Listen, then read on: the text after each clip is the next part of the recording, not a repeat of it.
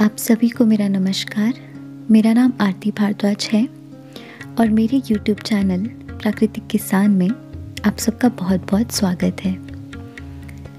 आज की इस वीडियो में इन खेतों पे प्राकृतिक खेती कर रहे किसान जगेश कुमार जी से हम जानेंगे बीजों के उपचार के लिए प्राकृतिक विधि से बनाए जाने वाले बीजा अमृत की विधि, उसे बनाने का तरीका और उसके इस्तेमाल के बारे में। तो चलिए शुरू करते हैं।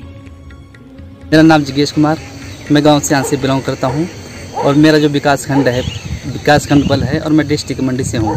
मैं 3 साल से जो प्राकृतिक खेती कर रहा हूं और जो है और मेरे पास अपना संसाधन भंडार भी है, तो मेरे को विभाग द्वारा दिया गया है, जिससे मैं अपने जो खेत में जो है प्राकृतिक खेती के लिए जो कीटनाशक और जो खादें हैं घनजीवामृत हो या जीवामृत अपने आप बनाता हूं और जो मेरे पास और किसानों को भी मैं उसको प्रोवाइड करता हूं। अब जो है बिजाई का जो है सीज़न शुरू हो गया है और हम जो है आज बना रहे हैं बीजामृत। इसके लिए आज जो है हम बीज ट्रीट करेंगे और आपको दिखाएंगे बीज कैसे ट्रीट किया जाता है और उससे बाद में फिर कैसे खेत में लगाया जाता है। 20 किलोग्राम बीज के बीज उपचारण के लिए आपको चाहिए 4 लीटर पानी, 1 किलोग्राम देसी गाय का गोबर, 1 लीटर देसी गाय का गौमूत्र, 10 ग्राम चूना और 1 मुट्ठी खेत या मेड़ की मिट्टी। आप 4 लीटर पानी को या तो पूरा ही ड्रम में डाल लीजिए या फिर उसके कुछ हिस्से में आप इस तरह से 1 किलो गोबर को मिक्स कर लीजिए।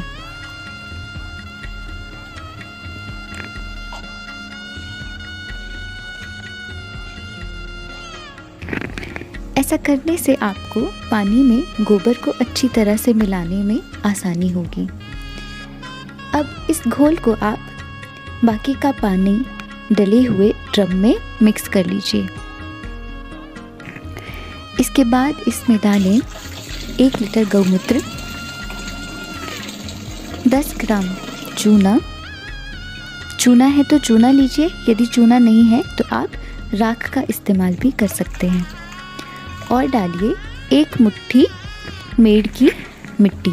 इस तरह से तैयार हुए घोल को हमें एक लकड़ी के डंडे की सहायता से अच्छी तरह से मिलाना है और ध्यान रखना है हमें इसे घड़ी की सुइयों की दिशा में ही मिलाना है। 2 मिनट तक इसे अच्छी तरह से मिलाने के बाद हमें इसे किसी कपड़े की बोरी से ढककर 1 रात के लिए या 24 घंटे के लिए रहने देना है। 24 घंटे के बाद हमारा बनाया हुआ बीजा अमृत इस्तेमाल के लिए तैयार है। इसके इस्तेमाल से पहले भी हमें इसे एक बार लकड़ी की सहायता से अच्छी तरह से मिला लेना है। इसे इस्तेमाल करने के कई तरीके हैं। बहुत छोटे बीजों के बीज उपचारण के लिए आप एक गीले कपड़े में उन बीजों को बांधकर एक पोटली तैयार कर लीजिए।